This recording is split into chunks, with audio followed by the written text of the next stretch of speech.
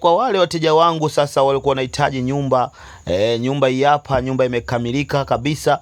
Nyumba ina frame moja kama unavyoiona, ina nusu fence, ina sitting room, ina dining room, ina jiko, ina master, ina public toilet. Nyumba ina vyumba vinne, imekamilika. Yani hii bwana, akija mgeni analala chumba chake, watoto wanalala vyumba vyao, na wewe unalala chumba chako. Nyumba iko safi, sio ya kuikosa. Ina uwanja wa ukubwa square mita 420 kwa 20, na ina nusu fence kama unavyoiona, inafikika vizuri kabisa. Hata uwe na gari design gani unafika hapo bila kukwama. Nyumba mwenye nataka milioni 38 tu, sio ya kuikosa. Kama unavyoiona nyumba iko safi, imenyoka, maji, huduma zote za kijamii zinapatikana.